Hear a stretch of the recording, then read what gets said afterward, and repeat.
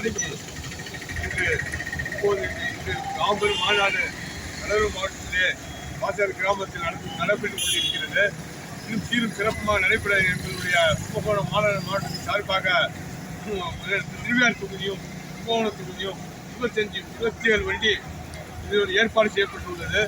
அந்த பகுதியிலிருந்து இந்த பகுதி வந்தால் அது தூரமாக இருக்கும் அப்படிங்கிற காரணத்தால் அந்த பகுதியில் உள்ள திருவிழார் பகுதியில் உள்ள 19 வண்டியும் அந்த பக்கமாக அரியலூர் பக்கமாக சென்று கொண்டிருக்கிறது. இந்த பக்கம் கும்பகோணம் தொகுதிங்கிறதால கும்பகோணம் தொகுதி 30 வண்டியும் 3 காலும் ஏற்பாடு செய்யப்பட்டு சிறப்பாக சென்று கொண்டிருக்கிறது. இந்த மாநாடு சிறப்பாக அமைய வேண்டும் அப்படிங்கிறது எங்களுடைய உள்வாழ் தேமுதிக தொண்டரின் ஒரு எண்ணங்களும் உணர்வுகளும் உண்டு. அந்த மாநாடு சிறப்பாக அமையும் நாங்கள் வெறிமொழி அடைந்து கொண்டிருக்கின்றோம். இன்னும் சொல்லப்படாது எங்கள் தலைவன் இல்லாத முதல் மாநாடு, எங்கள் தலைமைக்கு முதல் மாநாடு, எங்கள் சிறப்பாக மாநாடு சிறப்பாக நடைபெற்று பொதுமக்கள் தொண்டர்களெல்லாம் கட்டுப்பாடுடன் மரியாதையுடன் நேர்மையுடன் நடந்து இந்த மாநாட்டை வெற்றி பெற செய்ய வேண்டும்.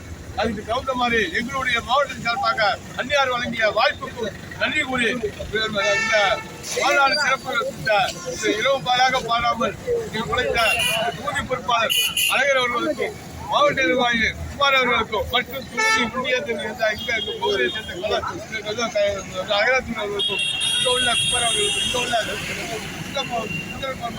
நிர்வாகிகளுக்கும் அனைவருக்கும் எங்கள் பகுதி செயலாளர்கள் நம்மளுடைய பகுதி அவை தலைவர்களுக்கும் சிறப்பாக அவங்களுக்கு ஏற்பாடு செய்த அனைவருக்கும் இந்த தருணத்திலே நான் கோடான கோடி நன்றியை தெரிவித்துக் கொண்டு பாதுகாப்பு